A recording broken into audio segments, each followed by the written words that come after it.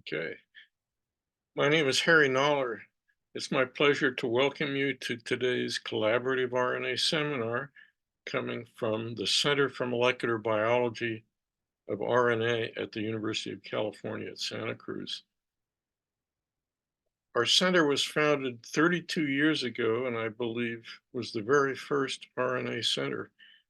In that time, it has grown to 20 RNA labs representing the full spectrum of RNA research, from structure and function of ribosomes and spliceosomes to RNA genomics, to long non-coding RNAs, to nanopore sequencing of single RNAs, all the way to the role of RNA in the origin of life on Earth.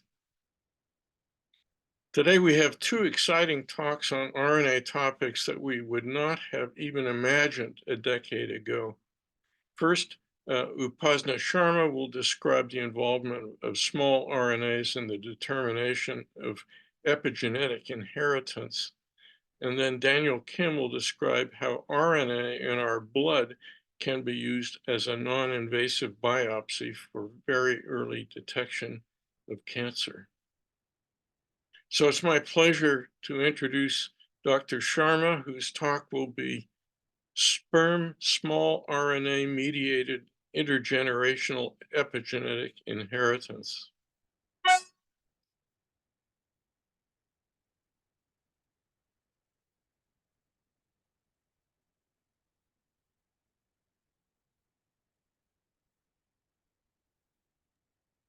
Dr. Sharma, you're muted.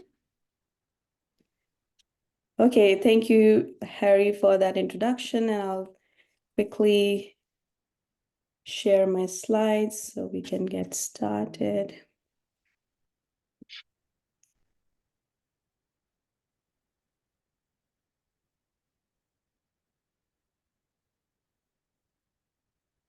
Okay, cool.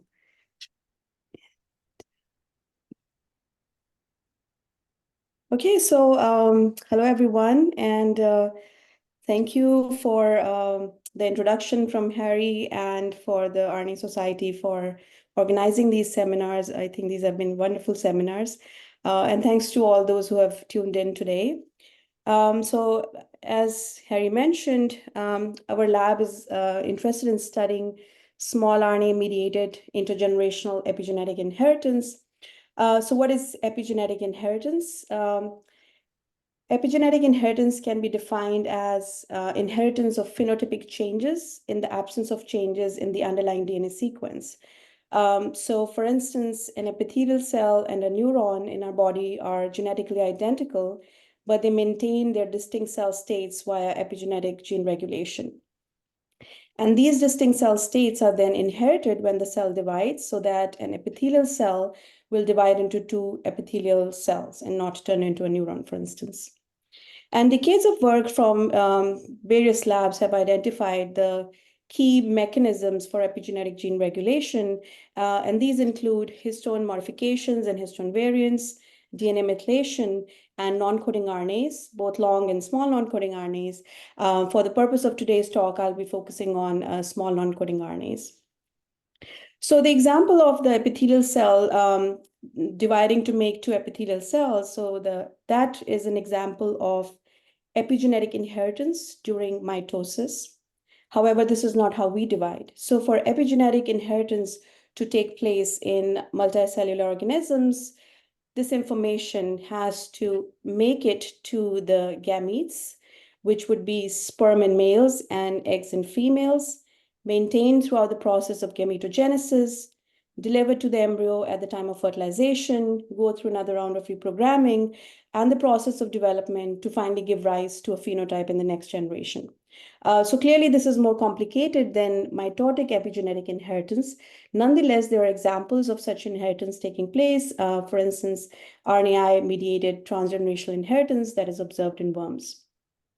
So one implication of this intergenerational epigenetic inheritance is that because epigenetic marks can be modulated by the environment, there's a possibility that our environment, for instance, what we eat or what kind of life experiences we're having, are we exposed to stress, or any toxicants we're exposed to, they could modulate the gametic epigenome and thus influence phenotypes in the next generation.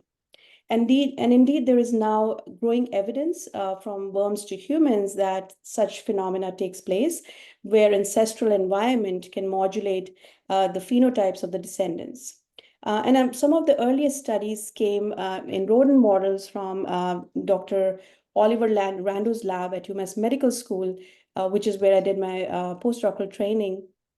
And in this study, they found that male mice, so they were studying paternal inheritance, male mice which are fed a low protein diet, they sire offspring with altered lipid and cholesterol biosynthesis. And now, many years later, and around the same time, many other labs showed the similar phenomena in exposure, in response to exposures of male mice to many different stresses, be it psychological stress, exposure to different types of diets, or drugs, or other types of toxicants. So it is becoming now clear that paternal environment can influence phenotypes in the next generation. The question remains as to what is the mechanism? How do we pass down this information to the next generation? And since fathers mostly contribute sperm at the time of fertilization, the most likely scenario is that this information is carried in the sperm and not part of other factors such as factors in the seminal fluid or maternal judgment of male quality or even microbiome. And indeed, we have previously performed in vitro fertilization, where the only contribution from parents are their gametes. And we showed that this paternal low protein diet information is indeed carried in the sperm. So now that we know it's in sperm, we focus on the epigenetic information carriers in sperm. And so far, we haven't found evidence of changes in either histone occupancy or DNA methylation in low protein sperm. So we focus on the role of small non-coding RNAs, and that's basically because of all the evidence which is coming from other model organisms such as RNAi in worms and paramutation in plants, where small RNAs can mediate transgenerational inheritance. So we wanted to determine whether paternal dietary effects in case of our low protein diet are also mediated through small RNAs. And we sequenced small RNAs from mature mammalian sperm. And what we found was that there was high abundance of these small RNAs, which are derived from tRNAs, known as tRNA-derived small RNAs or tRNA fragments. And what was really interesting was that we saw there was an increase or upregulation of specific tRNA fragments in low protein sperm compared to control sperm. So this suggested that tRNA fragments in sperm could be the potential epigenetic information carriers of paternal dietary effects. And now we know from many other studies that the tRNA fragments are also modulated by many other conditions, including different types of diets or toxicant exposure and stress. So together, these studies have now brought tRNA fragments to the forefront of understanding the mechanism of intergenerational epigenetic inheritance. And we, of course, are very interested in studying their biogenesis and function. Before I get into that, I wanted to just give a little bit more introduction about what tRNA fragments are.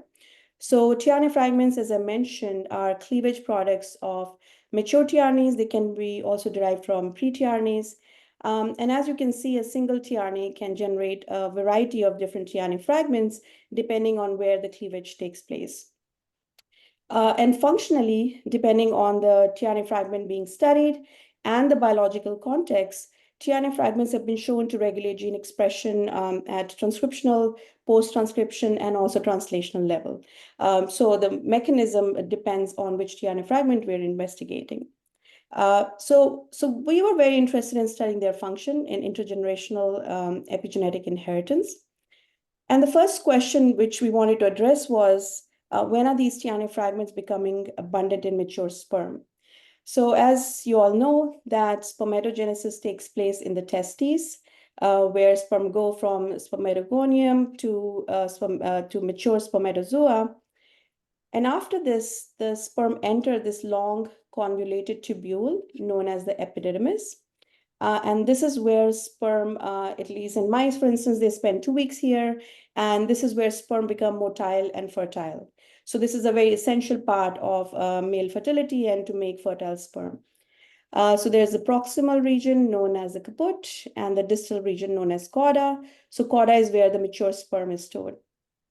So when we sequence small RNAs from all these different germ cell populations, from the testes and from the epididymis, we saw that consistent with previous studies, the germ cell populations from testes were all highly abundant in piRNAs, which are shown here in green in these pie charts. However, as the sperm enters the epididymis, there's this dramatic change in its small RNA profile, and now the sperm is highly abundant in tRNA fragments, and it also gains new microRNAs, which are shown here in red and blue. So this was quite interesting because at this stage, when sperm is in the epididymal stage, they are transcriptionally silent.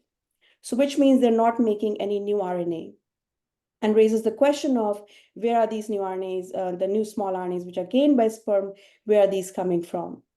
So there are two possibilities. One could be that these small RNAs are generated in situ by cleavage from the precursor RNAs, or they could be generated elsewhere and delivered to the sperm, as has been observed in some other model organisms, such as plants. So while we cannot rule out the first possibility, we have compelling evidence of the second, that is these newly acquired small RNA in the epididymis, a subset of these are generated in the somatic cells of the epididymis and delivered to sperm via extracellular vesicles.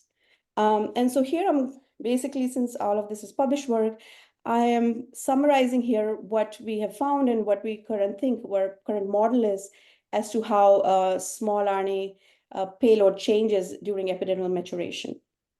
So as the sperm enter the epididymis, they interact with these extracellular vesicles secreted from the epididymal epithelial cells. And in this tissue, they are known as epidermosomes. And we have data supporting that small RNAs, which are synthesized in the epididymis, are present in mature sperm, and also that these vesicles can fuse with sperm, not fuse, but incubated with sperm, can deliver small RNAs to sperm. So this data suggests that this epididymosome-mediated trafficking of small RNAs potentially reprograms the small RNA payload during this post-testicular maturation in the epididymis. Now, these findings were very interesting and exciting for us because this suggested a potential mechanism as to how environmental information could be signaled to sperm. So epididymis could be this sensory organ which senses the environment and signals this information in the form of small RNAs to sperm via these extracellular vesicles. So now this is something we are very interested in further investigating. And currently what we're investigating is what is the mechanism of this soma germline communication, and also what are its functional consequences, right? So the question is, why would sperm acquire all these new small RNAs? Why would it acquire all these tRNA fragments? Do these small RNAs have any functional roles to play during early embryonic development where the sperm will deposit these small RNAs at the time of fertilization? So to address those questions, we are focusing on a specific tRNA fragment. It is a 5' fragment of tRNA valine CAC, for short TRF-valcac. And we focus on this tRNA fragment because this is present at very low levels in the testes and in the caput epididymis, but we see a significant increase in the cauda epididymis. So we see about 10-fold increase from caput to cauda sperm in the levels of TRF-valcac.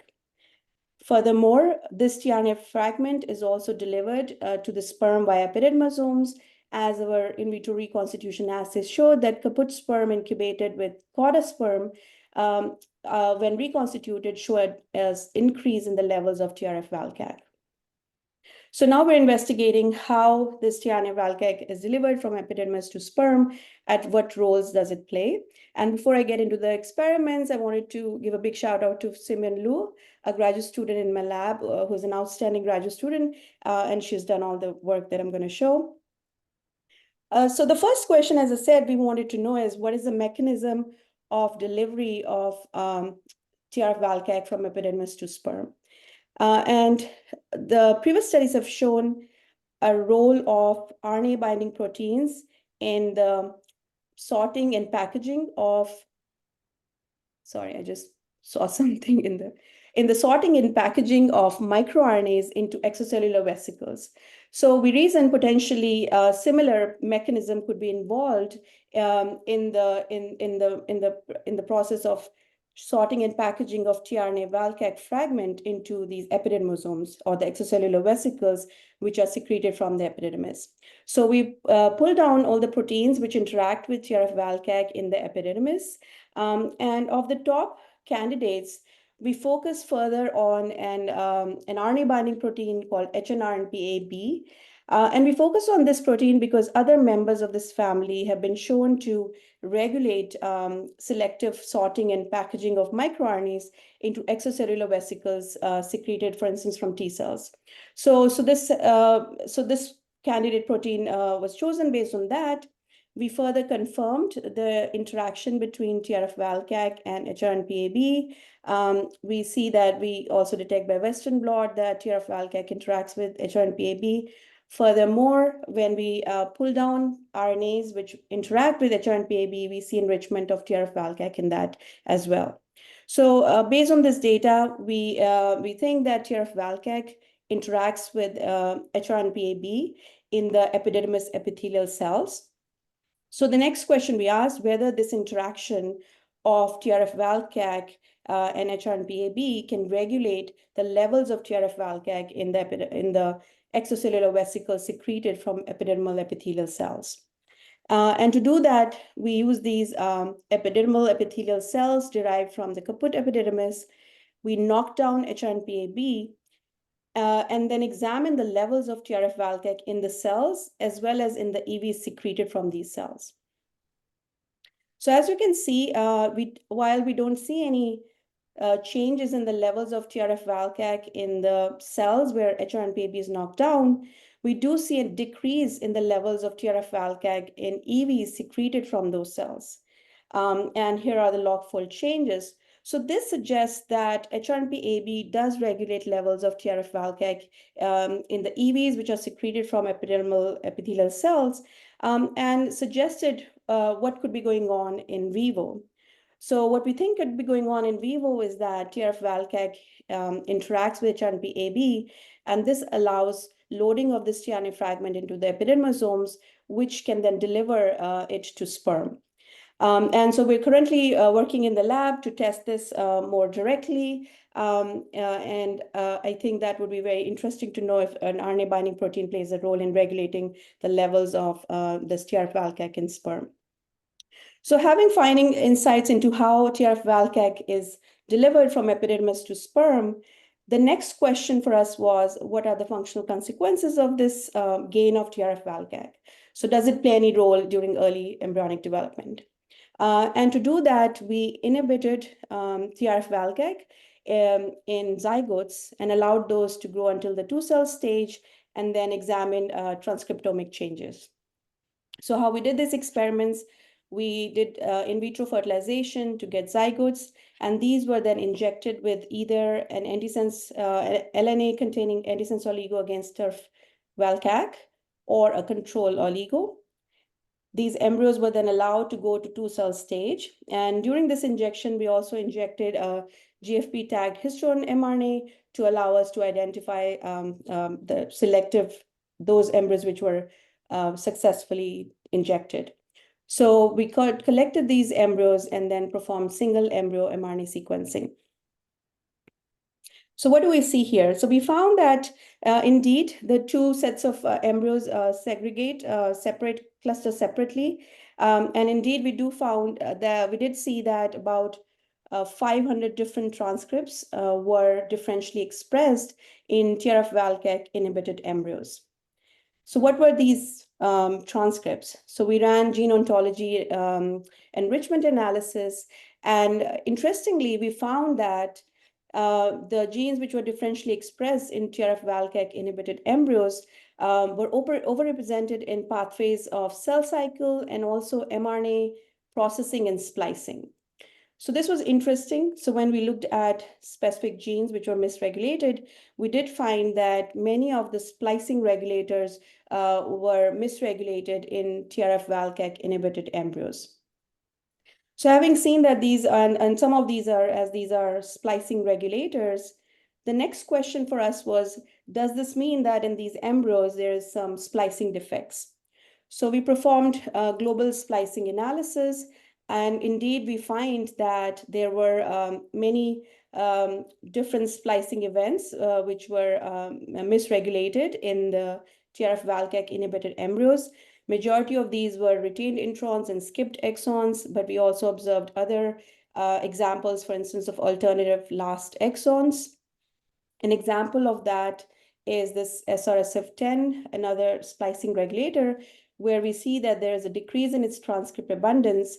And interestingly, we saw that there was a higher rate of inclusion of a alternative last exon in the transcript of SRSF10 in these TRF-Valcac inhibited embryos.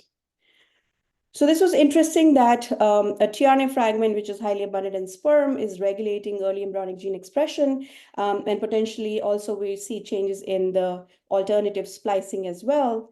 So next we asked whether this could be affecting some of the important splicing events which are important for early embryonic development. So we focus on this PKM gene, which has two isoforms. So PKM encodes for pyruvate kinase, which is a key metabolic enzyme. It has two isoforms. PKM1 is expressed in most somatic tissues or differentiated cells, whereas PKM2 is expressed is the embryonic isoform, which is expressed in embryonic stem cells and other proliferative cells such as cancer cells. So there are two factors which regulate this alternative splicing. That is HNRNPA1, which promotes inclusion of exon 10 and generation of PKM2 transcript.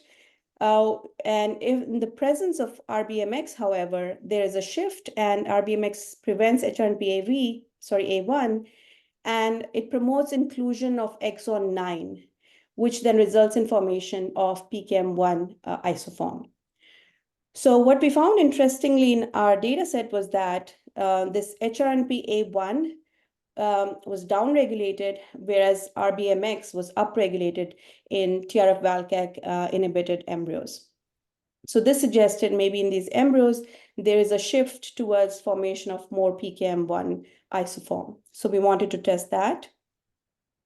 To do that, we first looked at our single embryo splicing analysis to see if PKM2 isoform is indeed the most prominent isoform in our embryos. And indeed, we saw that the exon 10 inclusion rate was much higher than exon 9 in the PKM transcripts in our control embryos, showing that indeed PKM2 is the most prominent isoform in the pre-implantation embryos. Interestingly, when we looked at the Valcac or the TRF-Valcac inhibited embryos, we saw there was an increase in now inclusion of exon 9, which suggested that maybe there's a shift towards formation of more PKM1 and less of PKM2 isoform. So we wanted to test that more directly, and we used single embryo qRT-PCRs using isoform-specific primers. So here we, again, in these qPCRs also, we see the similar changes in a decrease in the HRNPA1 RBMX ratio in TRF-Valcac inhibited embryos. Furthermore, we do see that there is a decrease, although slight, in the PKM2 to PKM1 ratio in these well-LNA inhibited embryos. So this was quite interesting. It suggested maybe TRF-Valcac regulates alternative slicing of PKM gene in pre-implantation embryos. So we wanted to know whether this effect is specific to changes in the levels of tRNA-Valcac, or it could be some indirect effect, some gain of function effect of the oligos that we're using. So for that, we use this in vitro system. We use mouse embryonic stem cells. And a report from Das Gupta lab showed that TRF-Valcac levels change in response to treatment of retinoic acid. So with 48 hours, you see a decrease of Valcac, and with 120 hours, there's an increase of Valcac. So this allowed us a nice system to look at both bidirectional changes in the levels of TRF-Valcac and see how that affects HRNPA1 levels and then PKM alternative splicing. So when we decrease the levels of tRNA VALCAC fragment, we do see that there's a decrease in HRNPA1 to RBMX ratio in mouse embryonic stem cells as well. Furthermore, we again see that PKM2 to PKM1 ratio is decreased in these cells. In case of increase of TRF-VALCAC levels, we saw that when we increase the levels of tRNA-VALCAC with RA treatment for 120 hours, there's an increase in HRNPA1 to RBMX ratio. Similarly, PKM2 to PKM1 ratio also increases. So overall, based on the data from our embryo data as well as mouse embryonic stem cell data, we think that TRF-VALCAC regulates abundance of HRNPA1, and thereby it's regulating, maybe promoting generation of PKM2 isoform, which is important for early embryonic development and metabolism. So what does all this mean in terms of early embryonic development? As I said, this data suggests we wanted to directly test whether these early changes in gene expression affect embryonic development, the pre-implantation development. So to do that, we injected embryos with, again, either the val-LNA oligo or the control oligo to inhibit TRF-VALCAC, and then allowed these embryos to progress to blastocyst stage, so to complete pre-implantation development. And then we assessed their developmental trajectory.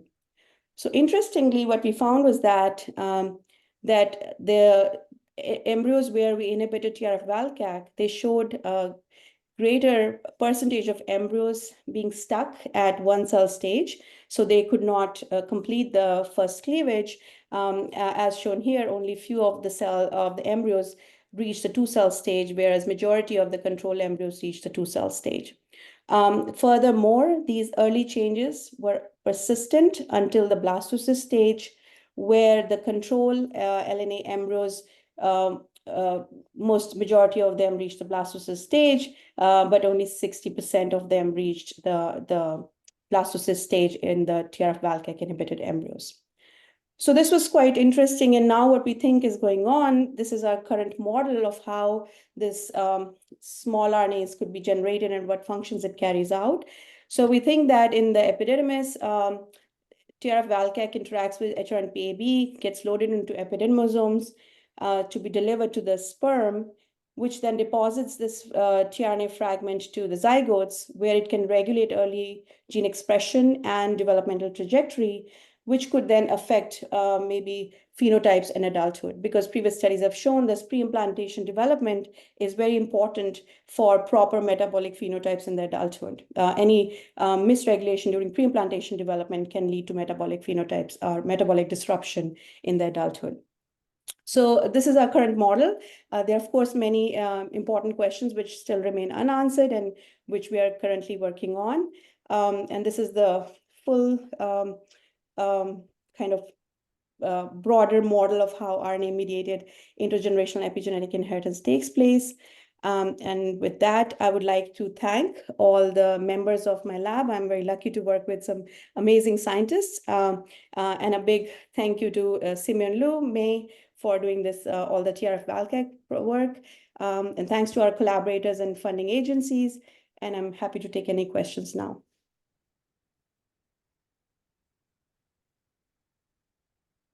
Great talk, Upasna. See questions. An anonymous attendee says, is there a difference in the levels of tRNAs in the matured sperm cells in young versus adult or old mice? Or do the levels depend on the environment only? Thanks. Yeah, so that's a good question. And so there has been a study which has looked into how sperm small RNA profile changes with aging. And indeed, tRNA fragments and some other small RNAs do change, including some microRNAs in young versus old sperm. So I think there's multiple levels of regulation. So aging would have its effect. In addition, environment can also have its effect. And Jerome Julian asks, can you comment on nuclear versus mitochondrial origin of tRNA fragments? Yeah, so we have so far focused on the nuclear derived tRNA, nuclear tRNA derived tRNA fragments. But there was a recent study which came out which has shown that potentially the mitochondrial tRNAs could be regulated by, for instance, a high-fat diet and have an influence on the phenotypes in the next generation. So we are very keen on looking into that. We have started now paying more attention to mitochondrial tRNAs as well. So hopefully next time I'll have another more information for you. And Margaret Bomer asks, how long are the tRNA fragments? Yeah, so the majority of them we pick up in mature sperm, and it also depends on which sequencing method we're using, because some sequencing methods are more sensitive to picking up shorter sizes as well. But majority we have picked up are between 28 to 32 nucleotides long. So it looks like they're tRNA halves. Uh-huh. And Shashi Singh asks, what could be the mechanism of tRNA fragments? In other ways, how are they contributing to phenotype?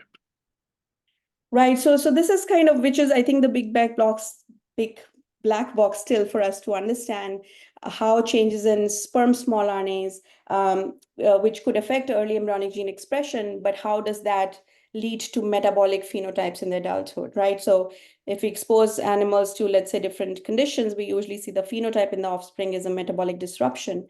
So I think with this, what we have found here, it gives us some clue to what might be happening. So if the pre-implantation development does not take place properly, then the placentation would not occur, so normal placentation would not occur. And those early changes in development have been shown to have metabolic effects in adulthood. So that could be one potential way how these tRNA fragments are regulating early pre-implantation development, and that could lead to phenotypes in adulthood.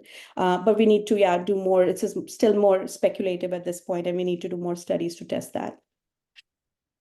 Great. Beautiful, beautiful stuff, Upasna. Thank you for your talk. Thanks, Harry. So we'll go now to our next talk. It's my pleasure to introduce Daniel Kim, whose talk will be Non-Invasive Insights into Health and Disease via Extracellular RNA. Daniel. Great. Thanks so much, Harry. Thank you to the RNA Collaborative and also to the RNA Society for this great seminar series. And thank you all for joining. So today I'll be telling you about some of the work that my lab has been doing to develop RNA-based liquid biopsy technology to really understand non-invasively what's happening in the context of health and disease. Specifically, I'll be focusing on cancer. And so we know of the 37 trillion or so cells within the human body. These cells are continuously secreting information via RNA. And so as we heard from the great talk from Upasna, this RNA is secreted in these extracellular vesicles or EVs. And typically these EVs are thought to be in the tens of nanometers in diameter to hundreds of nanometers in diameter. And the great thing about these vesicles is that in addition to their potential roles in communicating between cells, they also protect the RNA from degradation once it's secreted into the blood. So if we were to take a single milliliter of blood from anybody here that's listening to this talk, you would find billions of these EVs that are just continuously present within these biofluids, such as blood. And so we really wanted to figure out what is this giving us in terms of the information content? What is this telling us about the tissues and organs in our bodies and the health and potential disease states of these cells? And so my lab has been really focused on understanding this non-coding landscape. So Harry likes to call these non-coding RNAs the dark matter of the genome. And we want to really understand the roles of these non-coding RNAs in disease initiation, such as cancer initiation, but also to really leverage this for disease diagnosis. And we know that of the 3 billion or so base pairs in the human genome, most of this is being transcribed into RNA, while only 1 to 2% of this is making proteins. And so we're really trying to understand this vast landscape of this non-coding genome in terms of the RNA output and to leverage that for disease diagnosis. And so as many of you may know, based on a lot of work from different labs and companies, RNA liquid biopsy technology is a really exciting way to be able to profile all the tissues and cells within our bodies, really in this minimally invasive or non-invasive way where you can sample different biofluids such as blood or urine. And it's really giving you this in vivo insight into very complex diseases, including from the brain. And the great thing about this approach is that it enables the continuous monitoring of very dynamic disease states, such as cancer, neurodegeneration, and other types of diseases. And the kind of motivation for looking at these liquid biopsies and really trying to leverage RNA to be able to detect disease early is because some of these existing methods or tests that have been developed tend to miss early stage cancer. So for some of these tests, if you look at like stage 1 sensitivity, they miss over 75% of these early stage diseases. And so we really wanted to understand how we can detect cancer early, because we know that cancer obviously is a very prevalent disease worldwide. Almost 20 million people were diagnosed with cancer in 2022 alone. And unfortunately, about 10 million people died from cancer just in 2022 across the world. And so really the greatest thing that we can do to help save lives is to be able to detect cancer at the earliest stages when patients are likely to receive treatment that's more effective and hopefully curative as well. And in particular, there are several cancers that are especially bad if they're detected late. So pancreatic cancer is one of them, and also esophageal cancer and liver cancer as well. And so we really wanted to just address the simple question of how can we detect cancer at the earliest stages, really leveraging all of the RNA information that's being secreted from these cells at the earliest stages of disease. And so the first thing we wanted to do was we wanted to look at what are some of the driver genes that initiate cancer. So we know that RAS genes initiate cancer in pancreatic cancer. In the vast majority of these cancers, there's this gain of function mutation in KRAS that leads to constitutive signaling in this pathway. And also for a subset of lung cancers, for example, about a third of these lung cancers have these initial oncogenic hits in KRAS that drives oncogenesis. And so we wanted to see how is this really affecting this non-coding landscape. In particular, when we look at the non-coding genome, a lot of this is comprised of these retrotransposon sequences, such as lines and signs and LTRs or ERVs. And in particular, we wanted to look at, for example, these more primate-specific elements, such as ALUs. And so we know that in the human genome, there are about 1 million of these insertions throughout the human genome. And we wanted to do these using human systems because we know that, for example, in the mouse genome, there's no ALU, right?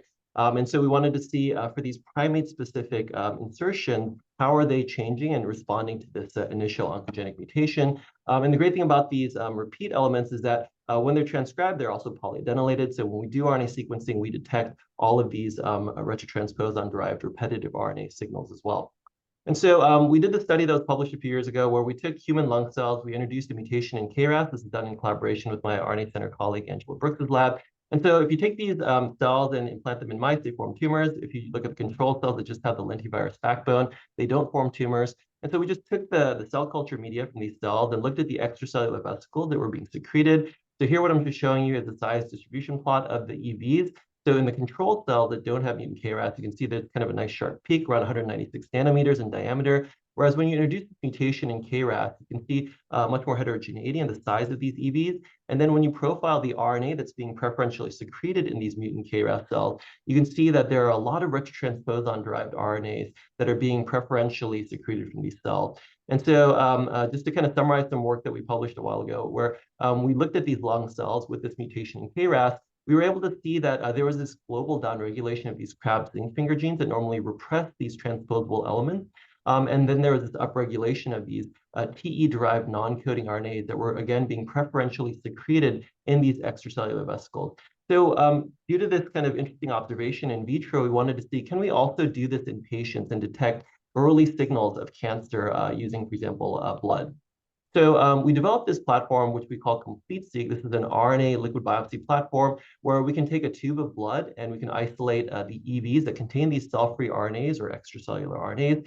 And we performed different types of sequencing. We did short-read Illumina sequencing as well as long-read single-molecule nanopore sequencing to really get the full length of these cell-free RNAs. And then the thing that we did differently from what most people have been doing in this space is to do what we call a repeat-aware analysis, where we create a custom annotation of the transcriptome. So this is taking all of the known gen code genes, as well as all of the 5 million or so repeat element sequences in the human genome, and then quantifying based on this repeat-aware transcriptome. And then the next thing that we did was, because of this very large potential feature space for training our machine learning models, we reduced this feature space by aggregating these individual elements to the subfamily level to get about 15,000 of these repeat RNA-derived features for disease classification. And so when we perform RNA sequencing, this is from short-read data, we can see, for example, in healthy blood versus pancreatic cancer patient blood, When we just look at the protein coding gen code gene, we see typically about 10,000 or so different genes expressed and present within the blood. It's a little bit higher in cancer patients versus healthy, and also for long non-coding RNAs or link RNAs, we see about 1,000 of these. And then when we look at these subfamilies of these transposable elements, RNA that's being transcribed from them, we see that there's upwards of 800 or so present in the blood. So we wanted to see, when we performed a full-length nanopore single molecule sequencing, what is the true size of these RNAs? And kind of the dogma had been that all of these RNAs that are secreted are typically degraded and probably not very interesting. But when we did the experiment and looked at full-length cDNA that we transcribed or synthesized from these cell-free RNA extractions, what we found was that for protein coding genes, we saw upwards of 600 to 900 base pair long messenger RNAs within these extracellular vesicles that were in the blood. We also see long non-coding RNAs up to 800 base pairs in length. And what's interesting is if you actually look at the cell-free RNA sequence, and here I'm just showing you a UCSC genome browser plot of these data. Here, this is from a single pancreatic cancer patient. And so what you can see is at the bottom, these are the gene models from GenCode. And then each of these lines represents a single molecule that was sequenced on the nanopore platform. And so you can see that indeed in the cell-free RNA of these pancreatic cancer patients, you see spliced RNA that's also full length. And the vast majority is full-length RNA that matches to this known transcript annotation. But you can also see that there are these novel RNAs that are not found in healthy individual blood. And this is being transcribed over 50 kb upstream of the known transcription start site of this SPOT4 gene. And so we see these cancer-specific novel RNA isoforms, which we can identify using this full-length long-read sequencing platform. We also see that there are a lot of retrotransposon-derived RNAs as well. So as I mentioned before, these ALU-derived RNAs, which are SINE elements, they're typically about 300 base pairs in length. So we see a lot of these ALUs also in the cell-free RNA of these cancer patients. When we perform differential expression to look at what RNAs were significantly increased in the cancer plasma versus the healthy individuals, here in this volcano plot, what I'm showing you is just all of the RNAs that are enriched in the plasma of pancreatic cancer versus healthy individual blood. And so you can see that the most enriched RNAs, cell-free RNAs in the blood are coming from these ALU elements, ALU-Y, ALU-FC, et cetera. And so we were really excited to see that there was a lot of signal that we were potentially able to leverage due to this complete-seq-based repeat-aware approach that we're using.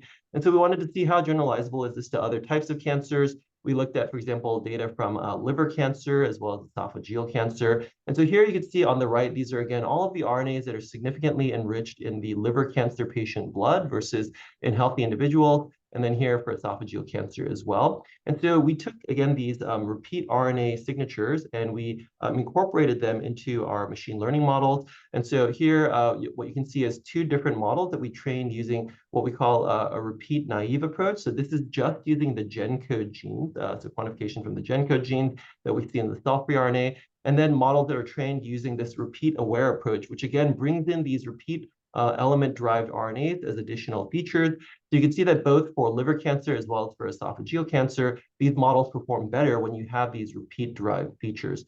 And so given the especially kind of dramatic increase in the sensitivity, for example, for esophageal cancer, we wanted to do a deeper dive into this particular cancer type. And so we know, for example, in the United States, 1 in 5 adults suffer from gastroesophageal reflux disease, which can lead to potential formation of Barrett's esophagus, which predisposes individuals to esophageal adenocarcinoma and this increasing dysplasia. And so we know, again, from the statistics that people who are diagnosed with esophageal adenocarcinoma at late stages have very poor prognosis. And so we wanted to see, can we detect cancer at the earliest stages using this RNA-based liquid biopsy approach?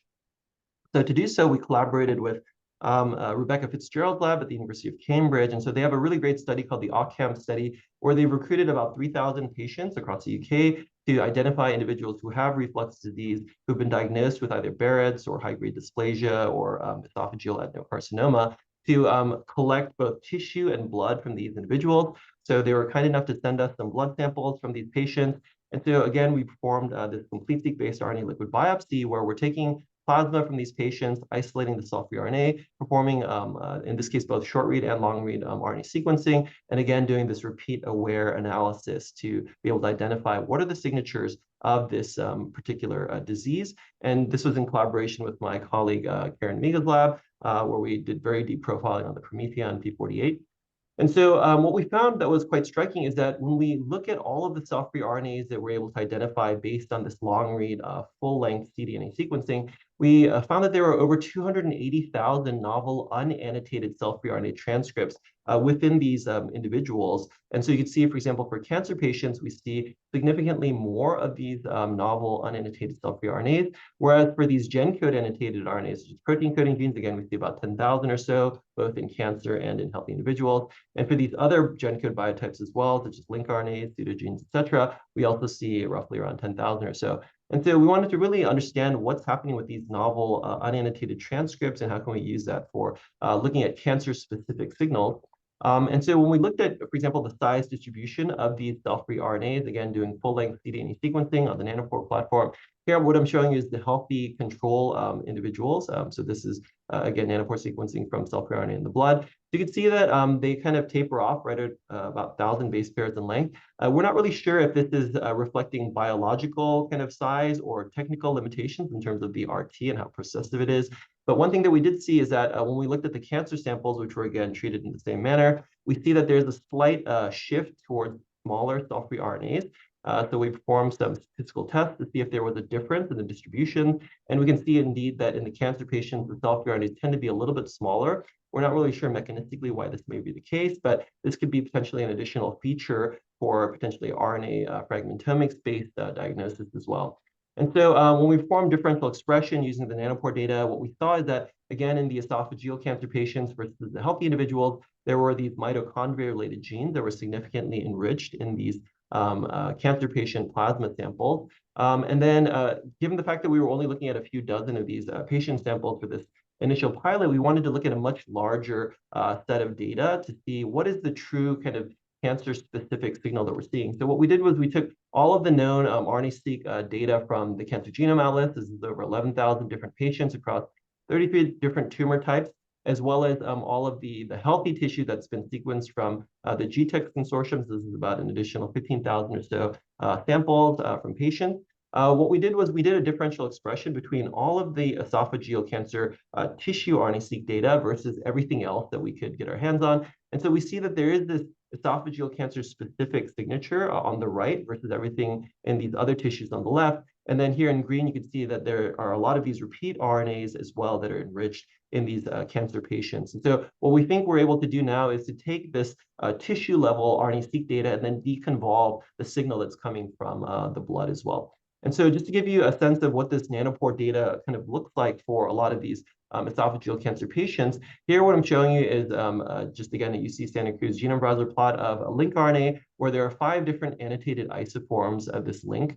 And then if you look at an individual patient's cell-free RNA, again from esophageal cancer, each of these represents a single molecule that was sequenced on the Nanopore platform. And so what you can observe is that there are multiple isoforms of this full-length link RNA that's present in the cell-free RNA of this individual that has esophageal cancer.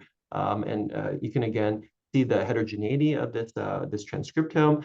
We also were able to see that, for example, if you look at another protein coding gene, that a lot of the reads do map to the annotation, but there are also cell-free RNA reads that are coming again from 5' upstream of the known transcription start site. We're also able to see a lot of these repeat-derived RNAs, again, these sign-derived RNAs, most likely coming from ALU elements. And then here, what I'm also showing you is a truncation in the 3' UTR of this protein coding gene. So you can see that in the cell-free RNA, and you also see a lot of, again, repeat element activity. Here, again, this 5' extension of these transcripts in the cell-free RNA. And then we're also able to see, for example, these novel transcripts where here you have this coding gene where you have these full-length cell-free RNAs, including these alternative isoforms. And then here in these novel transcripts, this is part of the 280,000 or so novel unannotated cell-free RNAs that we found using Nanopore sequencing. We can see that some of these are derived from repeat elements. So here you can see that this particular novel RNA is comprised of both a sign element sequence as well as these LTR sequences. And so we're really excited about the future potential of this Nanopore or full-length sequencing-based RNA liquid biopsy technology that we're developing, because again, it really gives us a systemic understanding of disease in vivo. And so if you wanted to do anything close to this, you'd have to, do surgical kind of tissue biopsies to really sample what's happening in all of these tissues in our bodies. But because all of these cells are, again, releasing these vesicles that have kind of this snapshot of what's happening within these cells, we're able to kind of get this, again, systemic information. We're also super excited about the fact that this nanopore platform allows us to discover these novel cell-free RNAs, these over 280,000 unannotated transcripts that are, a lot of which are cancer specific. And we've done this not just for pancreatic and esophageal cancer, but now we're doing this for neurodegenerative diseases, Alzheimer's disease, where we again see a lot of these novel RNAs that can give us better ability to detect these diseases at the earliest stages.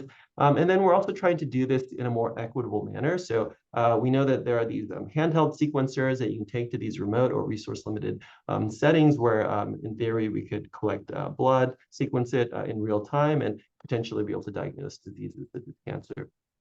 So with that, I just want to thank all the people in the lab that really made this work possible. So the RNA liquid biopsy work was really initiated by a former PhD student in my lab, Roman Reggiardo, who's now a postdoc at Howard Chang's lab at Stanford. And this was in collaboration with Sri within the lab. And also Vikas in the lab has really pioneered a lot of the nanopore work as well. Also want to thank all my colleagues at UCSC and other collaborators as well. A lot of this work was funded by the American Cancer Society. And yeah, thank you everyone for joining, and happy to take questions.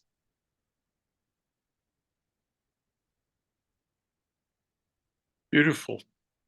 Revolutionary, potentially, Daniel. Very exciting stuff. Thank you. So I don't see any open questions, but my question would be, how long do you think before this becomes routine? We go to our local blood analysis place and I would think, once a year you go and see what your chances are that you have a risk of cancer. Yeah, that's a great question. Thank you, Harry. So we're hoping within the next few years that this could be something that's made available to patients. So in particular, right now we're focusing on esophageal cancer, as I mentioned. But what I didn't show is some very new data that we've been getting for example, for patients who have yet to develop cancer but have this high-grade dysplasia.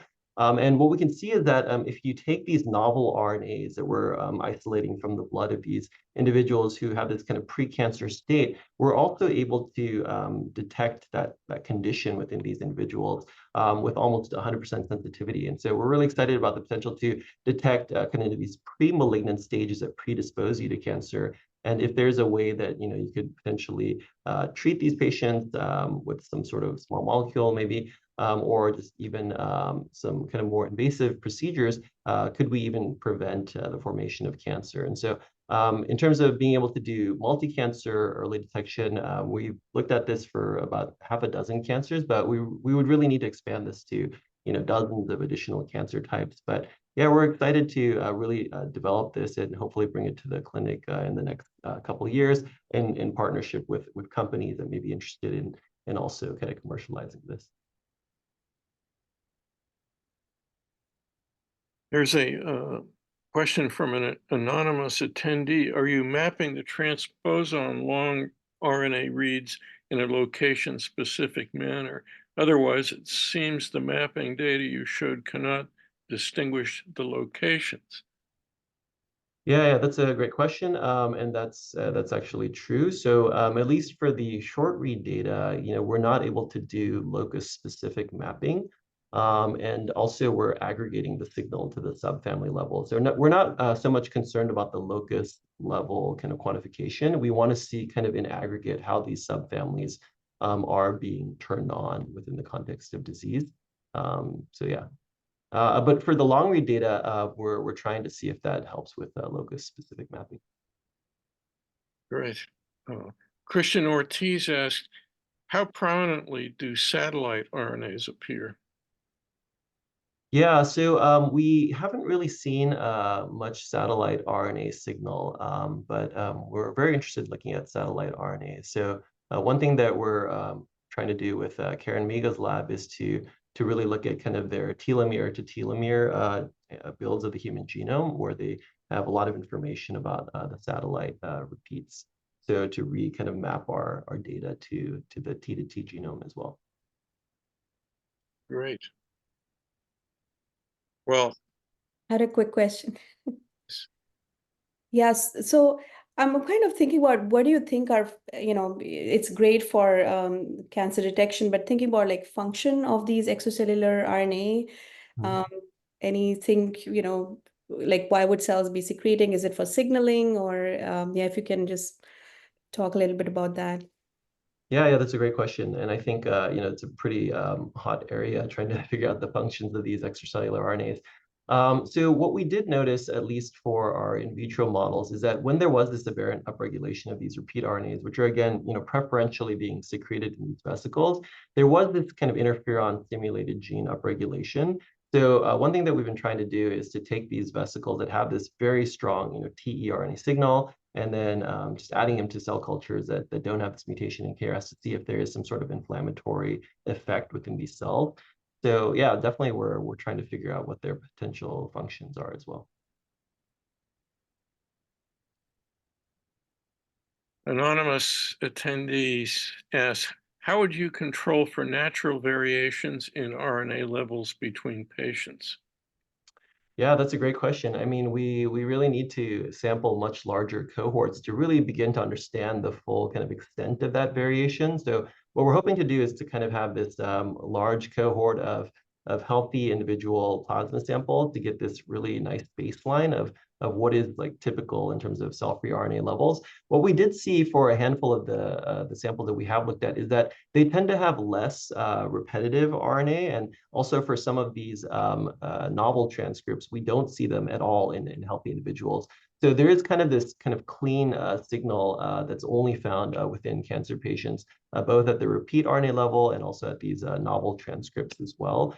But the other thing that we have noticed is that depending on the age of the individuals who are quote unquote healthy, they do seem to have additional variation as people age, as one might expect. So we do see, for example, some increases in repeat RNA content as people age. So I think one thing that's going to be important is to really be able to age match well for the diseases that we're trying to classify. And Martha Zuniga asks, what kind of interferon? Yeah, so we don't see interferon genes themselves. We do see a lot of kind of interferon stimulated genes. So genes that are part of the interferon gamma response. And so, yeah, a lot of these tend to turn on. And we think what's happening is that these repetitive RNAs are being recognized as non-self by these pattern recognition receptors. And then that's kind of inducing this ISG response downstream. Well, remarkably, we're ending right on time. This is a first. And I would like to thank my colleagues, Upasna Sharma and Daniel Kim, for two outstanding, exciting talks. And thanks everybody for logging in and listening. Thanks, Harry. Thank Bye. you. Thanks, everyone.